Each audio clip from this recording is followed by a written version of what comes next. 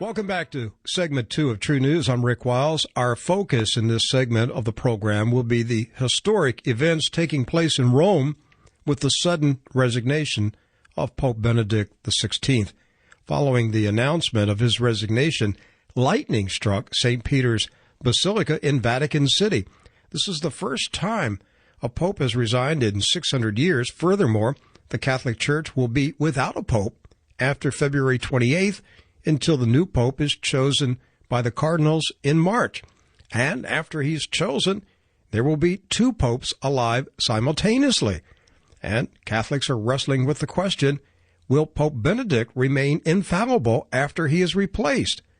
At 8 p.m. on February 28th, Pope Benedict will no longer be pope, and the Vatican will go into a period when the Catholic Church declares that the seat of St. Peter is vacant. The interim period is governed by ancient rituals and obscure Vatican institutions.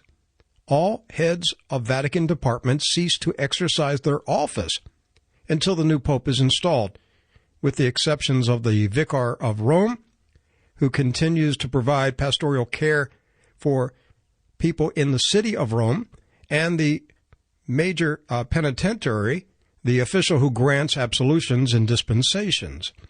Also at 8:01 p.m. on February 28th, the Vatican Secretary of State, Cardinal Tarcisco Bertone, will lose his position as the Vatican's prime minister. But Cardinal Bertone also holds the position of Camerlengo of the Holy Roman Church. He and the Apostolic Chamber will run the Vatican State and be in charge of the Vatican Bank and the Church's properties until the new pope arrives. By the way, outgoing Pope Benedict replaced the head of the Vatican Bank, Ettore Gatti Tedeschi. The new Vatican Bank chief is German industrialist and aristocrat Ernest von Freyberg. Mr. von Freyberg is a member of the 900-year-old Sovereign Military Order of Malta. The secret conclave of 117 cardinals that will choose the next pope will convene as early as March 15. Irish newspapers have speculated that the new pope will be named on St. Patrick's Day, March 17. The speculation, of course, is whether the next pope will be the last pope before the end of the world. I'm referring to the prophecy declared by Irish priest St. Malachi in 1039 that named all the popes until Jesus Christ returns. The list is eerily accurate. If St. Malachi's prophecy of the pope was a true prophetic message from the Holy Spirit, then the next pope will be Petrus Romanus, or Peter the Roman. Well, there's nobody on the planet more qualified to talk about this topic than my guest, Dr. Tom Horn. He is the co-author of the best-selling book, Petrus Romanus, The Final Pope is Here. Chris Putnam, the other co-author, was here on True News last week, and Tom and Chris predicted in the book that Pope Benedict would resign for health reasons in either 2012 or 2013. Tom is also the founder of the popular website, RaidersNewsUpdate.com. Tom Horn, welcome back to True News. Hey, Rick, always good to be on the radio with you. This is a truly historic time in the world. There's a lot of things happening here. Whether you're Roman Catholic, Protestant, Orthodox, or whatever, the fact is there are 1 billion Roman Catholics in the world. The Pope is not only a major religious leader, but he's also the head of state with embassies around the world. So you can't ignore what is taking place. This is truly a significant development in the fact that we're going to have 2 popes alive at the same time. There's a period of time where the Vatican is without a pope. And then we have this St. Malachi prophecy that the next pope could be the last pope. I know, Tom, your phone must be ringing nonstop since Pope Benedict's resignation. Yeah, it has been for a couple of reasons. One, of course, because we wrote the book, Petrus Romanus, which came out in 2012. Came out about 1 year ago.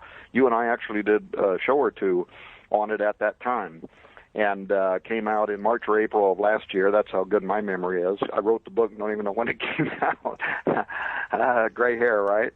But yeah, and in that book, well, we did a couple of things. One, we speculated that Pope Benedict would step down in March or April of 2012. Now, we won't have time on this show to go into all the point-by-point reasoning behind that speculation. And then we concluded that if he didn't retire in March or April of 2012, we believed that he would retire sometime before the end of 2013.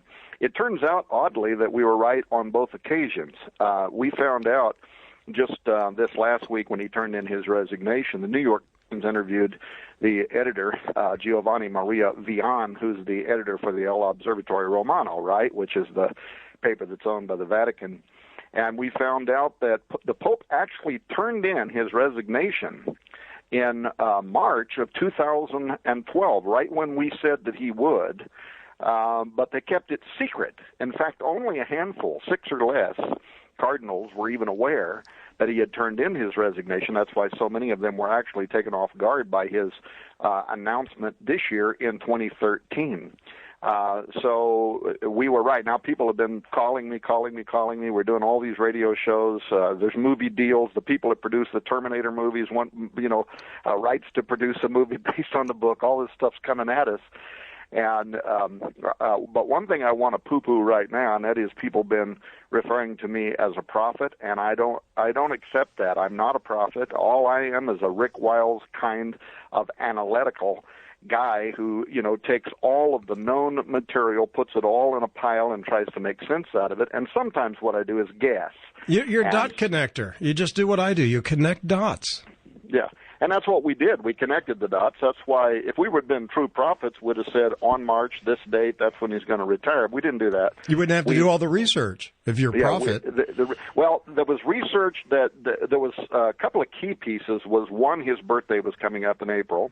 The Pope himself, Benedict, had argued last year that it would be okay for a Pope to step down if he got to the point where he was no longer capable of fulfilling his duties as the pontiff. So first, that was the first red flag that went up, that he might be considering abdicating the throne of Peter. Secondly, his brother, who is a priest, was pushing for him to step down on his birthday, which was in April. But far more metaphysical was the 60-plus-year-old codex that we had actually discovered. This had been in obscurity for decades. Nobody was even aware of it, and it was called The Mysterious Prophecy of the Popes, which was written in French by a Jesuit who was an academic for Rome. He actually taught in their universities in Eindhoven, Belgium. But he wrote this book, 1951. It was published, and then 1952, just a few months later, he died.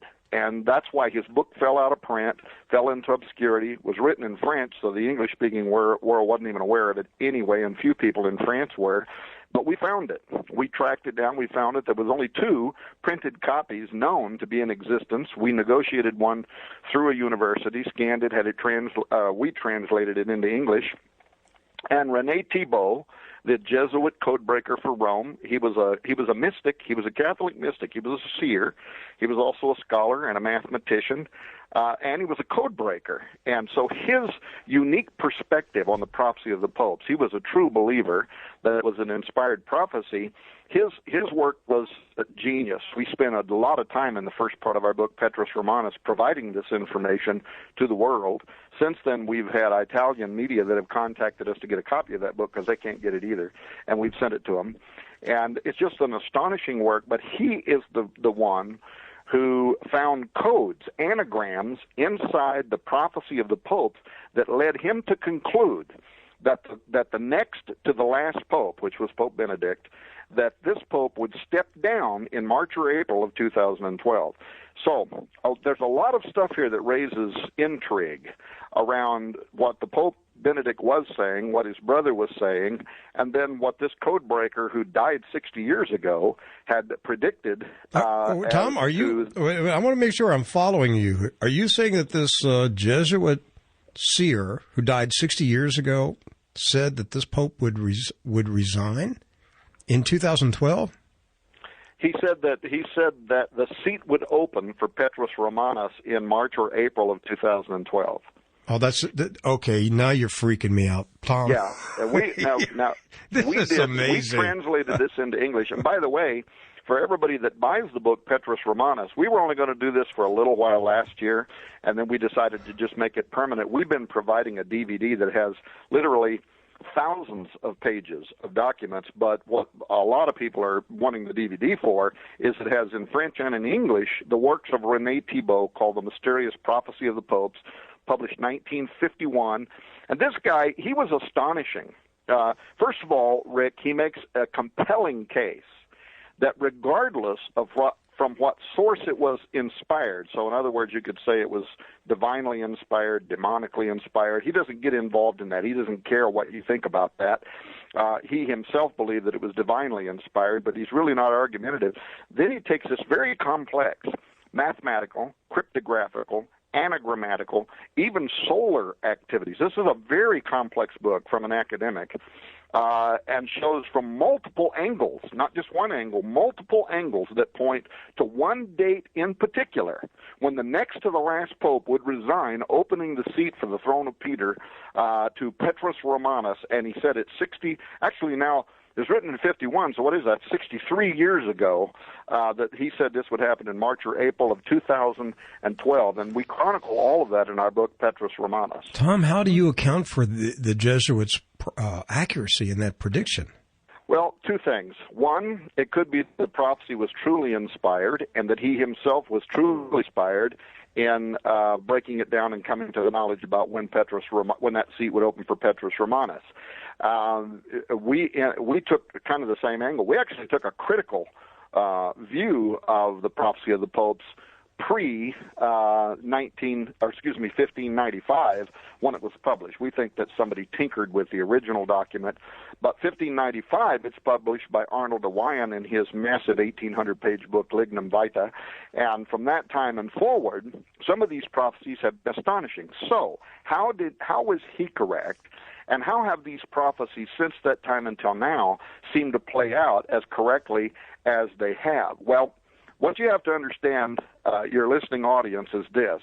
You may have read recently on the news where some media are saying that the prophecy of the popes has never been accepted by the Vatican, and that academics for the Vatican reject it as a hoax. Now, the problem with saying that is that's only partly true. There were some Jesuits, especially among the Vatican, who wrote about the prophecy of the popes as being a hoax. But there were also Jesuits like René Thibault who believed that it was not a hoax, that it was real. And we, in our book Petrus Romanus, we list significant numbers of Catholic academics who have believed in this prophecy for a long time, including cardinal electors who even tried to manipulate particular popes so that they would be seen as fulfilling the prophecy of the popes. And this going back over a long period of time. So this then is the question.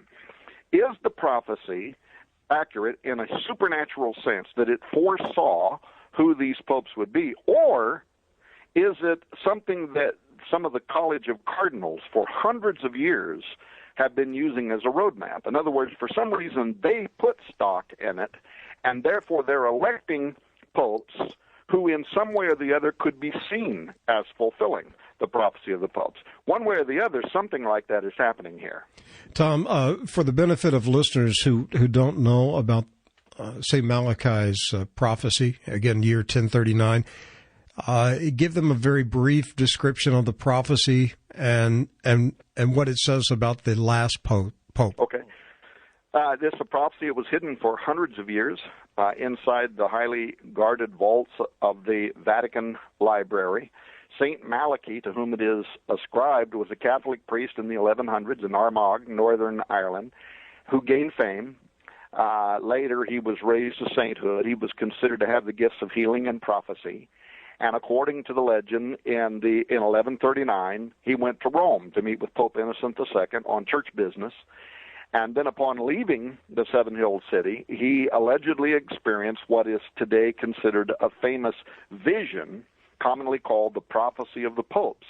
in which something came upon him, and he sat down and he started writing out these Latin verses, a list of Latin verses predicting each of the Roman Catholic popes, the one that would follow Pope Innocent II, which was Pope Celestine II, down to the final pope, Peter the Roman, whose reign would end in the destruction of Rome. And according to this ancient prophecy, this is a 900-year-old medieval Catholic prophecy. According to this prophecy, the pope that is elected now, within a few weeks, the one following Benedict XVI, is the final pontiff, Petrus Romanus, or Peter the Roman. And in English, here's what the last segment of the prophecy of the popes says in describing the coming of Petrus Romanus. It says, quote, "In the extreme persecution of the Holy Roman Church, there will sit Peter the Roman, who will nourish the sheep in many tribulations. When they are finished, the city of 7 hills will be destroyed, and the dreadful judge will judge his people, the end." Now, that's the last line, and both Catholic and Protestant scholars have interpreted that as saying that this is the time that the church is going to enter into the Great Tribulation period, because it says he will reign during the tribulations, and at the end of it, the city of 7 hills, Rome, would be destroyed, and the dreadful judge, right? So this is the second coming of Christ. The dreadful judge will judge his people. Now, what's interesting about this is how there is a connection between 2012 and 2013. And 3 weeks ago, on other radio show, when I was being interviewed by Steve Quayle, this is another reason I'm so busy right now, I said that the resignation of Pope Benedict was imminent. And 2.5 weeks later, actually, he retired, and everybody said, "How in the world did Tom Horn?" I got emails saying, "Who's your insider at the Vatican?" Well, I got no insider at the Vatican unless it's the Holy Spirit. I was making that conclusion, again, for metaphysical reasons, for spiritual reasons, that our 600 pages in Petrus Romanus details that we don't have time to outline today. But there was a second thing that was in the back of my mind, Rick, and that is, not only did you have this 900-year-old Catholic prophecy, not only did you have the code breaking of René Thibault, which has been uncanny in its accuracy, but there was also a 700-year-old prophecy by Jewish Orthodox priests. And they were prophesying, this is in the Zohar, and if you want me to keep going and talk about this, go ahead. Yes, sir. Go ahead. This was in the Zohar. It also is astonishing because it's set in the Jewish calendar, and its prediction is for the year 5773. Now, in the Jewish calendar, that began in September of 2012 and extends into this year in August 2013. So their calendar's not like our Gregorian calendar. They don't go from January to December like we do. They prophesied the year 5773, which connected our Gregorian date of 2012 to 2013, suggesting that this could start playing out at any time between September of last year and August of this year. Now, that's astonishing, because when you read this 700-year-old prophecy, you have to keep in mind that the prophecy of the popes had not even been published. It was hidden in the Vatican archives. The world wasn't even aware of it until 1595, and a couple of hundred years before that, these Jewish priests write in, and I'll just read it to your audience real fast, they write something in the Zohar that is incredible. The Zohar, for those who may not know, it is considered to be the most important work of Jewish Kabbalah, or mysticism. It's a collection of books written in medieval Aramaic 700 years ago, contains mystical commentary on the Pentateuch, the 5 books of Moses, the Torah. But in addition to interpreting the Old Testament, there's a section in the Zohar called the Vayera section that includes a subsection called the Signs Heralding Mashiach, or the Coming of the Messiah.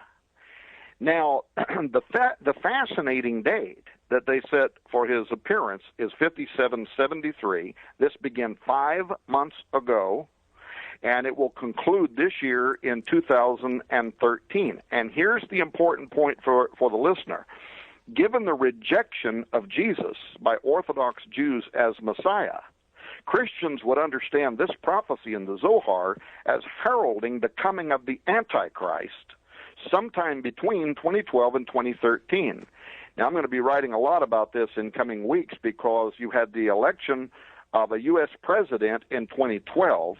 You had the resignation unofficially, well, actually officially, but unknown to the world, secretly, at the Vatican of the Pope in 2012. But in 2013, you have the President of the United States, following his inauguration, going to Israel preaching peace, peace, at the same time that we're having the conclave in Rome to elect who, according to these prophecies, is going to be the final pope. And both of these prophecies, unknown to their individual authors. The Zohar, unknown to the writer of the Prophecy of the Popes, because it was written hundreds of years later. The Prophecy of the Popes, unknown to the writers of the Zohar, because it was concealed inside the Vatican archives and not published until after the Zohar prediction. And yet one is saying that the Antichrist will appear in between 2012 to 2013, and the other is saying the final pope will appear between 2012 to 2013. So I'll just quickly read you the prophecy because I realize I'm going on and on here. No, go ahead. We have plenty of time. Go ahead, Tom. Okay, here's what it says. And the other thing to note about these prophecies is that both of them sound almost identical in their descriptions of how Rome will be destroyed, though one of them is talking about the appearance of the Antichrist and the other is talking about the appearance of the final pope, who some, including some Catholic writers, believe to be will be an antipope. He will serve the position of the false prophet, a biblical thing. So here's what it says. In the year, I'm quoting now, in the year 5773, the kings of the world will assemble in the great city of Rome. Now, let me stop from the quote for a moment. The only time, Rick, unless you can tell me some other time, the only time we could imagine that representatives of all of the nations of the world would be gathered in Rome at the Vatican City would be during a conclave. There's no other time that I know that all of the nations of the world would gather in Rome. And how do you explain that as all the nations of the world? Well, what this says is the kings of the world will assemble in the great city of Rome. So I interpret this as if I send my ambassador, he represents me. So all of the nations of the world are going to have representation. Some of the nations, of course, it's the king, it's the leader, it's the president, it's whoever is going to physically, literally travel to Rome during conclave. Others will send their ambassador, but the ambassador represents the king.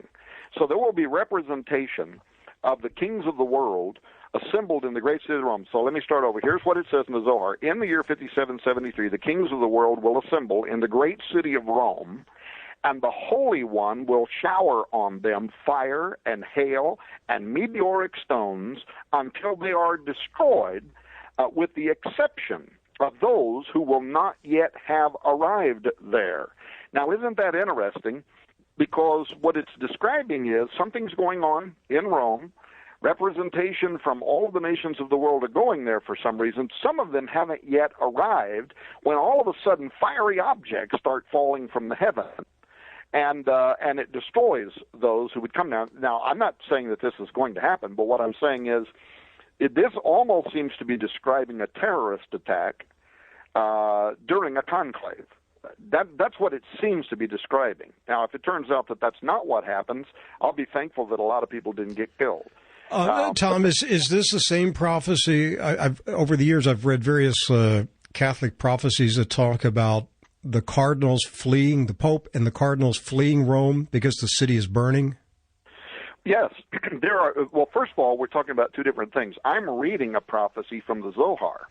Okay, so that's the Jewish Kabbalah. That's the Jewish prophecy that was made 700 years ago. And what I'm saying is, it sounds astonishingly like the Catholic prophecy. Yes. Okay. And it also sounds like the last line in the prophecy of the popes, where it says that the final pope will reign during the tribulation, and when that's finished, Rome will be destroyed, and the great and terrible judge will judge his people. This one from the Zohar also mentions Rome, says the kings of the earth are gathering there, and the Holy One showers on them fire and hail and meteoric stones. And then listen to what it says. These will commence. Now, okay, whoever survives because it says, with the exception of those who haven't yet arrived there, these will commence anew to make war. And from that time, the Messiah will begin to declare himself. And around him there will be gathered many nations and many hosts from the uttermost parts of the earth. So this prophecy gives us very specific details. One, representation from the nations of the world are going to be gathered in Rome. Secondly, fiery objects are going to fall on them from heaven. The only ones that aren't going to be killed were the ones that were en route there and hadn't yet arrived. Then the nations of the world are going to respond to whatever this was with war. That's why I don't think this is talking about meteors. That's why I think this is more likely talking about a terrorist attack on the Vatican during a conclave. And again, this is all speculation. I'm just trying to read into what I'm seeing here. But that from that moment forward, the Messiah is going to begin to declare himself, which in evangelical and Catholic interpretation would not be the Messiah per se. It'd be the Antichrist. It'd be a false Messiah. So you have a 700-year-old Jewish prophecy that, using language that sounds almost identical to the Catholic prophecies that depict an end times event in which the final pope arrives, Rome is destroyed, and we experience the Great Tribulation period on earth.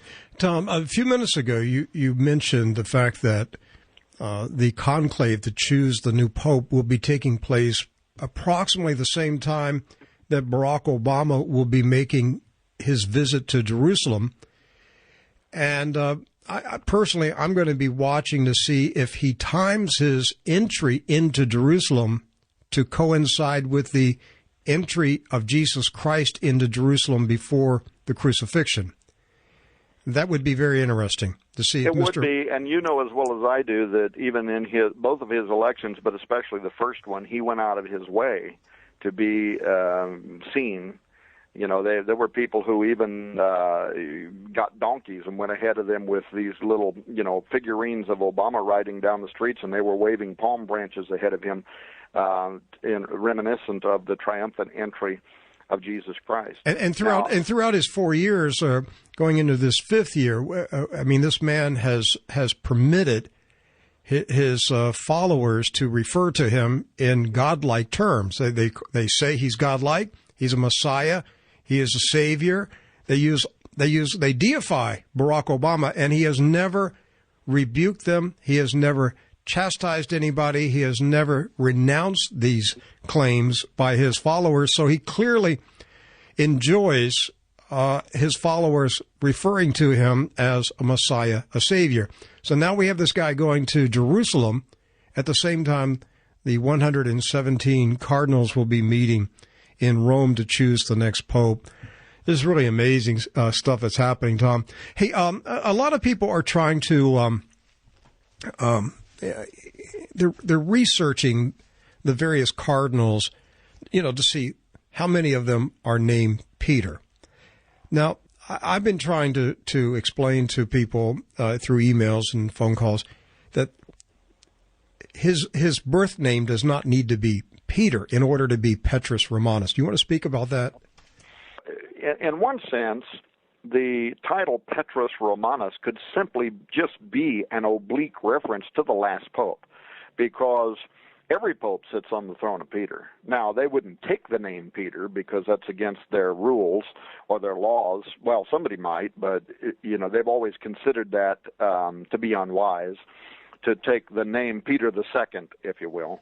Would you be shocked if this next pope declares himself Peter II? Well, that would be absolutely shocking, and he would certainly then be considered by a lot of the church to be an antagonist. But it's possible, but the point is that that doesn't have to happen for him to fulfill the prophecy, because every pope sits on the throne of Peter. In fact, Catholic academics constantly refer, or have in the past, to whoever the current pope is as the, quote, latest Peter in the line, end quote. So that's a common phraseology. So whoever the pope is, he's the latest Peter in the line. Now, how could he fulfill the prophecy of the popes to be Petrus Romanus, Peter the Roman? That could happen in a lot of ways. One, anybody could be elected the pope and fulfill this prophecy.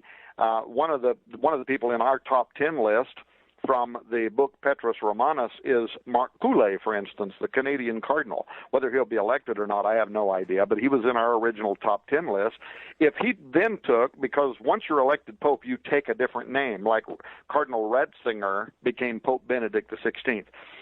Cooley or anybody like him could be elected who has nothing to do with the name Peter, but then take a name that somehow associates them with another pope in history that was somehow associated with Peter.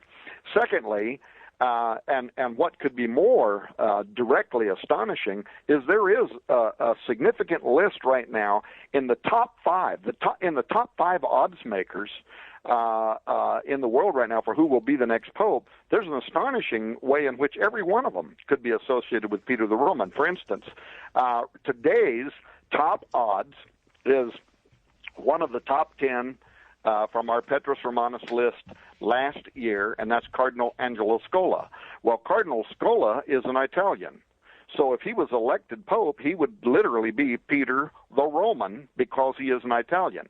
Any other Italian who is elected as the pope could be thought of in the same way. There's a connection, by the way, between Angelo Scola and the VatiLeaks scandal from last year. Now, whether that will create some concern among the cardinal electors that might shy away from him, I don't know. But I do know that there were those who thought that Scola was working behind the scenes against another Italian, and that's the current Secretary of State, Tarcisio Bertoni, who many believe, and we wrote in the book Petrus Romanus that a lot of VatiLeaks was actually happening as an invisible internal behind-the-scenes scandal that was going on, where you had these various cardinals who were positioning themselves to be the next pope, and they were trying to mudsling against Tarcisio Bertoni.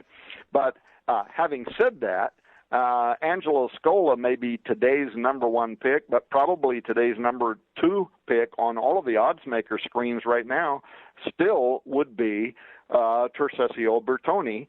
And he was born in Romano Convalesce. I can't even say the words in Italy, but so he would quite literally be Peter the Roman. And as you said at the opening of this show, he is the current Secretary of State. After the 28th of this month, beginning March 1. He will stop his duties as the Secretary of State, but he is the Pope's Carmelingo. He's fairly old, isn't he? He's 78, I believe. He would be an older, and that's one of the things that might weigh against him. Mm-hmm. See, the logic has been for the last few years that Pope Benedict was kind of a fill-in pope, if you will. Right. They were willing to elect somebody old, transitional pope. But the next pope, they want somebody that can be in there for a long time, so you're going to be looking for a younger pope. But there's actually been some theology recently coming out of Rome in which they're talking about they should even limit the term of the pope. Whether they will, I don't know, but there are Catholic scholars who believe that by electing a pope and then letting him sit in there for life is probably an archaic idea that ought to be done away with, and so they ought to elect popes that are going to serve like a U.S. president, 4 terms, another 4 terms, and then you're out of there. Now, if they did that, a 78-year-old Tarcisio Bertoni, Peter the Roman, it might not be such a problem. Well, the reason I'm asking, Tom, is because if this prophecy of Malachi is accurate, if it is of God, and this next pope is the last pope, then the age of the next pope could tell us a lot about how much time we have left on this planet. Because if he is in his late 70s, early 80s, then we're in for a short ride. If he's in his 50s or his early 60s, I mean, he could be there for 20 to 30 years. But if he's close to 80, I mean, what's the max that he's going to be sitting in on the seat of Peter for 5-10 years at the max? So it tells me a lot about how much time we have left if this prophecy is true. True, yeah. Hey, we got about 6-7 minutes. I got a list of things I want to ask you real quickly. Over the years, a lot of people have said to me, Rick, the last pope will be an evil pope. And, they use the term black pope, not referring to skin color, but to spiritual darkness, because the pope wears white, and they're saying that the last pope will be a black pope. He'll be an evil pope. Where does that stuff come from? Where do those predictions, prophecies come from? Well, both from turn-of-the-century Protestant writers and also from some Catholic writers. I mean, we provided a huge list of Catholic writers throughout time who predicted that at the end of time, Rome would become apostate and an antipope would be elected who was under the influence of Satan. And Malachi Martin wrote about that, but others, Monsignor Luigi Marinelli, Cardinal Henry Manning wrote significant research. It was published in at least 2 different books. Bishop Salvador Zola, Frederick William Helly, just numerous ones have written over the years that this final pope would be under the influence of Satan, and that he won't be a true pope. In other words, he's not going to truly represent the Catholic Church or the true believers. He's going to be an anti-pope, and he's going to seize the throne, and he's going to use it for his own diabolical purposes.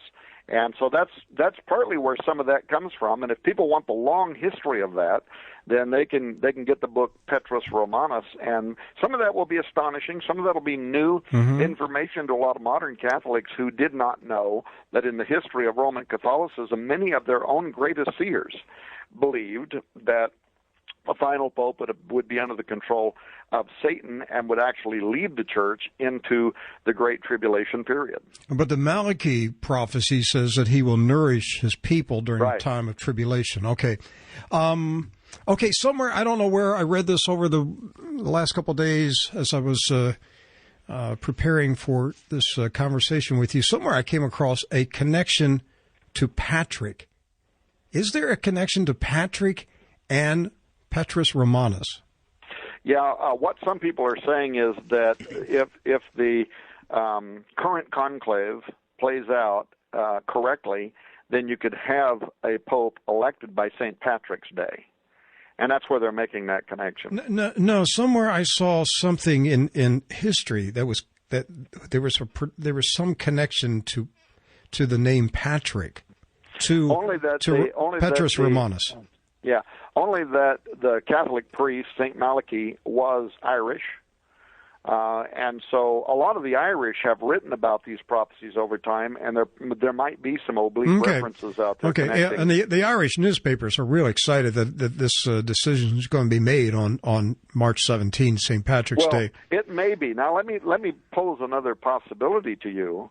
First of all, the news right now is saying that they may rush the conclave, that they may, just immediately upon, March 1, start the voting process for a new pope. Well, if they do that, they're going to have to break Catholic rules around the election of a pope, which says they have to wait for 2 weeks, have to wait for 15 days.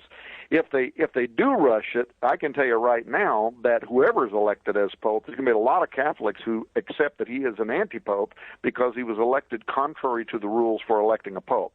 So if they can't start until the 15th, and they got to have a pope elected by the 17th, that's a very short period of time. It's possible, it might happen, but it could drag on for some time.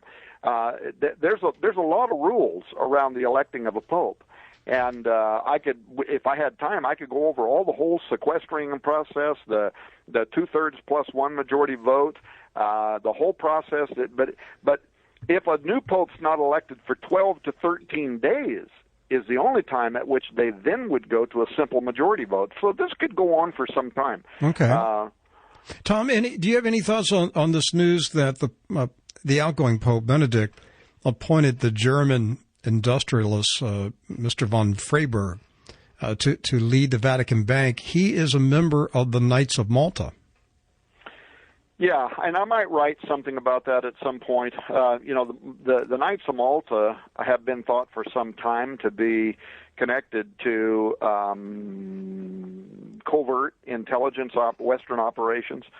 Whether that's true, we'll just have to wait and see. The Vatican Bank has had a lot of problems for some time. There's also questions about whether Pope Benedict stepped down to keep himself was forced out basically by the bank to keep himself from coming under criminal prosecution, not just for issues related to pedophilia and the protecting of certain cardinals who may have been, abusing, or priests who may have been abusing children, but there might be something beneath the surface here. Well, the Vatican Bank, earlier, a few months ago, they were cut off from the international banking system. You couldn't even use, you couldn't use you couldn't withdraw money from an ATM in Vatican City, for a period of a couple months because they're being sanctioned by the international banking system. Right. Yeah, and there's one other thing. We're not going to have time now to talk about it today. I probably should come back and talk to you about it after the conclave. And this is like out there in some people's mind. But the second part of our investigation, the first part was Petrus Romanus, the final pope is here. And then things began developing behind the scenes that led us to write a new book. It's going to be in print here in about 4 weeks. It's called Exo Vaticana, and it has to do with why Rome is suddenly interested in creating doctrine that would accommodate the existence of extraterrestrial intelligence. And for anybody listening to this that thinks that I suddenly made a leap out into Lulu land, they're going to be astonished by the documents that were provided to us by leaders in Rome, including Guy Cosmonalgo, who is one of the leading astronomers for the Vatican. And here's what I'm going to predict to you, that the coming pope, whoever he is going to make a papal decree. Now, what people need to remember is that a pope can speak, what do they call it, vicarious filii Dei. He can speak as the voice of God, and he can pass a dogma. And then that dogma becomes the true teachings of the church. And if you don't accept those teachings, well, then you're heretic. You may still get to go to heaven somehow, but you have not accepted the correct teachings of the church. And I'm telling you that the new pope, and probably sooner than later, is going to be involved in the issuance of a new dogma, a papal decree that is directly connected to the existence of extraterrestrial intelligence. Now, for some time, people are going to listen to the show and they're going to say, okay, this guy just lost all credibility. He's a nut job. But this book is 700 pages, many of which are the actual documents from the Vatican's Opus Dei level theologians who have provided this material for us, and it's not us that's saying that, it's them that's saying it. Well, Tom, you have an open invitation to be here the moment that book comes out. I will be waiting for it. It is going to be a blockbuster of a book. And Tom expects to have it out in 4 to 6 weeks. You can order it at his website, RaidersNewsUpdate.com, and I'm sure it'll be on Amazon and everything else. Tom, we will have you back, and we'll pick up this conversation in several months when you get the new book out. I'm looking forward to it. Well, you know what's ironic, Rick, is that one of the very first shows I ever agreed to do on radio in which we talked about a great deception that would involve the existence of alien life, I did with Rick Wiles, with you many years ago when your show was actually called something else. Yeah, I think that show was probably the year 99 or 2000. Yep, you were one of the very first guys I ever agreed to do that with, and how it has come full circle. And here we are. And I've always believed, as I think you have too, there's a day coming that, the greatest deception Satan is going to use on the human race will be space aliens, which are nothing more than demons. But I will not be surprised if an alien spacecraft lands on Earth. Satan walks out and tells the human race, "I'm your daddy."